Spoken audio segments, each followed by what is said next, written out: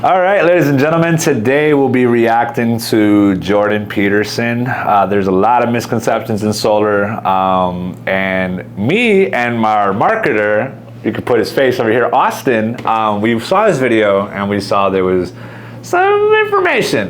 Jordan Peterson is a awesome public speaker, but there was some misconceptions I think he had about solar that we're gonna look in this video about. So let's take a look. Example is why the Germans shut down their nuclear power plants and the Californians are thinking and doing the same thing when they have to import power from France anyways. Like it's complete. Or burn coal, which is a million times worse. Not just coal, lignite. Yeah. Right. And then with regards to these renewable power sources, they have a number of problems. One is they're not energy dense. They require tremendous infrastructure to produce. They might be renewable at the energy level, but they're not renewable at the raw materials level. So that's a complete bloody lie. So some of the stuff he's talking about here, a lot of people can take it like throwing the baby out with the bathwater. The infrastructure that's needed for solar, we already have it. There is the infrastructure for the system that you have. And the confusing part is people think solar works in a certain way. Some places you can actually store your energy up in a battery, which you can do if you want to purchase a battery. But what people don't know, you can also do solar without a battery. And so what typically happens, you get a house, and edit the time out from doing this, Oscar. With solar, you have a power line from your utility company, and with the energy that you produce, you're sending it back to the grid, and you're sending that green energy to the rest of your neighborhood. So anybody you see solar in your neighborhood with no battery, that person is sending green energy straight to other homes, aka your house if you don't have solar, and they're saving the entire community from using an abundance of coal. That's how solar works. School has taught you that like it's just for your house, energy goes into your house. Some places that may be the case, there's just not enough batteries that are just strong enough to do it. That's how that looks like. You already have the infrastructure set up. For solar, everything else, I can probably agree with what he's talking about. They're insanely variable in their power production, and because of that, you have that one too. So for solar, I can't speak for windmills and other renewable energy sources. For solar, they actually do an analysis, and what's pretty cool about humans, we're very like consistent in a pattern. So if you look at your bar graph on your electricity bill, you can see where it goes up, and you can tell majority of people, when does your electricity bill go up? It's in the summertime. You're cranking your AC. If you have electricity, if you have gas, it doesn't apply to you, vice versa if you have gas. But your electricity bill goes up in the summertime. When we collect that bar graph, we check from December to December. That whole year, we see exactly how much energy you use up. It's rare if that switches up. Like if you have family move in, you can do a reassessment and add more solar if needed. But it's pretty reliable, as we know. The weather can be crazy, but they always will give you the perfect amount in case of a bad scenario, like let's say a storm that lasts for an entire week. And one person did ask, what happens if the sun goes away? We just die. So those are other factors that we just can't control. But no, there's a bunch of precautions that are taken for solar to make sure that you're protected. So a lot of people, I used to wonder that too, like if there's a cloudy day, what happens? You're still getting sunlight, it's just not at the same amount. So yes and no, you're absolutely right. So have to have a backup system, and the backup system has to be reliable without variability. And that means if you have backup system could be the battery, and if your battery gives out, you go back to your utility company if you're still connected. If they go out, you can have a backup generator. So it's up to you, and it always depends. But again, he's talking as a whole for renewable energy. So I'm just going to keep enjoying his conversation here and his outfit because it's very fire. Have a renewable grid, you have to have a parallel fossil fuel or coal grid. That's correct.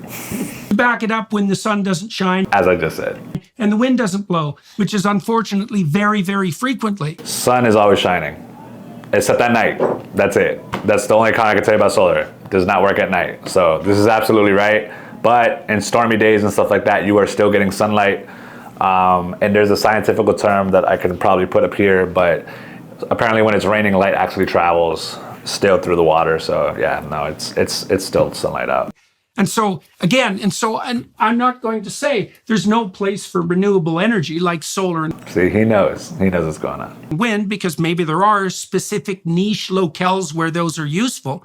But the logic. It's another thing we saw that we kind of were like, eh. So a lot of people think because I live in the North America, or we live in here in home of Maryland, home of the crab, we get a lot of clouds and unpredictable weather. Is solar appropriate for me? We have people in Boston who have solar. We have people in New York who have solar, and they're known to have cloudy weather, very, very unexpected cloudy weather. Solar still makes sense in those locations for them. Something where I can disagree with him would be that.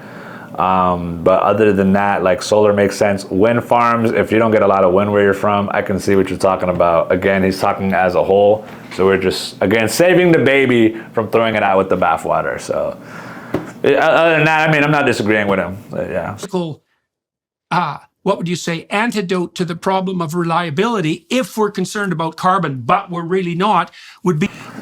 And you can argue with that as well. If you want to do it for the planet, you are stopping the amount of coal being burned for your entire neighborhood by providing green energy for your neighborhood. You are making an impact. For me, everyone has a different goal. It's saving their finances. So which green do you want to do? You're helping both. You're saving money and you're saving the planet, one step at a time. You still have to have that carbon footprint. So I guess that's what he's talking about. Like, it doesn't make any sense, but we have to start somewhere, and not doing anything about it is worse. So I think, but again, he's debating. So to use nuclear, and the Greens haven't been like flying their bloody flags for 30 years saying, well. Now, nuclear is cool. You can look up nuclear. I am not a nuclear expert, not here to bash nuclear. Just going to tell you, you either going to rent that energy out forever and to basically manufacture all of that new product. Guess who they're going to pay? They're not going to pay for it. They're just going to upcharge the people. So if your utility company does want to switch to that, or if a new utility company wants to arise from nuclear energy, someone has to pay for that, and it's either you're going to do it monthly for the rest of your life and have your kids pick up that bill, or you can do solar. And the reason we like solar, you can own it. Once you pay it off, you don't have to pay anybody ever again. And solar doesn't give you a federal tax credit. Solar doesn't give you a state benefit check of $1,000 here in the state of Maryland. If your state doesn't give you one, I'm sorry. And you don't get all these other benefits from nuclear energy. So these are good alternatives. But financially, what's best for the people? For us, it would be solar. And are we biased? Yes, but this guy's got a little bias too. So let's see the rest of what he has to say.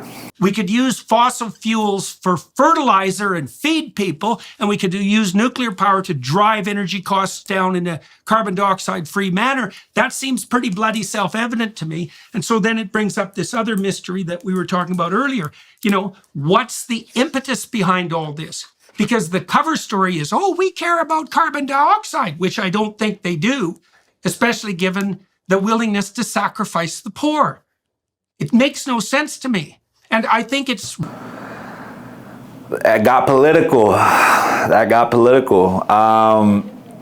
It, like what I just talked about, can go back to it. People will get affected either or. What I like about, again, solar, there's benefits, doesn't matter.